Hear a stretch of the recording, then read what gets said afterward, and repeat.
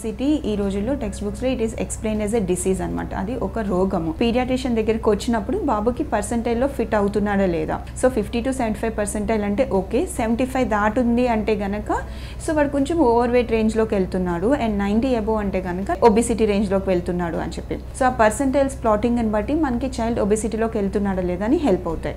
So కారణాలు ఏంటి అంటే ఒకటి జెనెటికల్, ఓకే, ఫ్యామిలీలో కొంచెం ఒబీస్గా ఉండే పేరెంట్స్ కానీ గ్రాండ్ పేరెంట్స్ కానీ ఉంటే కనుక అది చైల్డ్లో ఆ జీన్స్ రన్ అయ్యే ఛాన్సెస్ ఉంటాయి.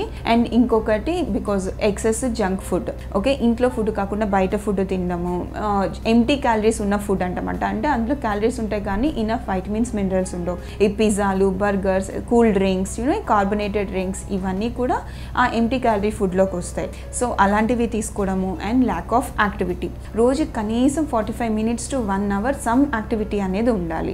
సో పిల్లలకి మేము ఎక్సర్సైజ్ చేయమని చెప్పమండి, ఎందుకంటే వాళ్ళు ఏం చేస్తున్నారు వాళ్ళు అది ఎంజాయ్ చేయాలి. సో పార్క్కి తీసుకుని వెళ్ళి ఆడించడము, లేకపోతే వాళ్ళకి పాపకి ఇష్టమైన స్పోర్ట్లోని ఇండల్జ్ చేయడము.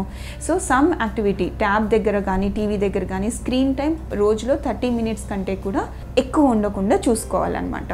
సో మెయిన్ ఏంటంటే ఒకటి జెనెటికల్గా కాకుండా ఇంకొకటి ఎక్సెస్ ఫుడ్, ఫుడ్ సరిగ్గా తీసుకోకపోవడం, జంక్ ఫుడ్ ఎక్కువ తీసుకోవడం, అండ్ యాక్టివిటీ అనేది సరిగ్గా లేకపోవడం, అండ్ పిల్లల్లో స్ట్రెస్ అనేది. ఓకే, లాస్ట్గా కారణం ఒకటి చూసుకున్నామంటే స్ట్రెస్ మనం రూల్ అవుట్ చేయడం. ఈవెన్ పెద్దవాళ్ళు స్ట్రెస్లో ఎలా ఎక్కువ తింటారో పిల్లల్లో కూడా స్ట్రెస్ తోటి ఎక్కువ తినేస్తూ ఉంటారు, అండ్ అవి కూడా చూసుకోవాలి. These are the common reasons అనమాట. ఒబిసిటీ ఉండడం మూలంగా పిల్లల్లో వచ్చే కాంప్లికేషన్స్ ఏంటి అంటే మెటబాలిక్ సిండ్రోమ్ అని చెప్పి ఇప్పుడు బాగా ఎక్కువైపోయిందండి.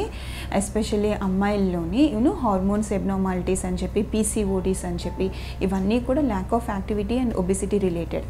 అండ్ అమ్మాయిలకి అబ్బాయిలకి తేడా లేకుండా షుగర్, ఓకే, షుగర్ వ్యాధి అనేది పెద్దవాళ్ళలోనే ఉంటుంది, పిల్లల్లో కాదు అని కాదు. ఈరోజు రేపు పిల్లల్లో కూడా షుగర్ అనేది బాగా పెరిగిపోయింది. సో షుగర్ వచ్చే ఛాన్సెస్ ఉంటాయి. అండ్ ఇంకొకటి బీపీ.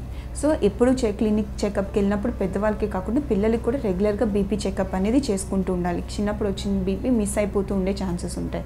అండ్ ఇంకొకటి బోన్ మీద ప్రెషర్ పడడంతో ఎక్కువ ఫ్రాక్చర్స్ అయిపోతూ ఉంటాయి.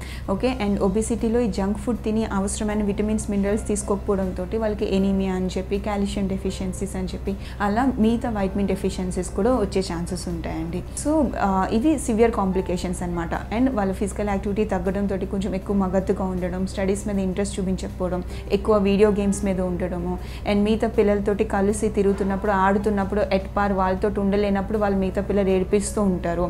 వాళ్ళకి సైకలాజికల్గా కూడా పాపం చాలా స్ట్రెస్ పడుతుందన్నమాట. సో హెల్త్ పరంగా చూసుకున్నా, సైకలాజికల్ పరంగా చూసుకున్నా ఒబిసిటీ అనేది ఎర్లీగా చూసుకుని ప్రివెంట్ చేసుకుంటే మంచిది.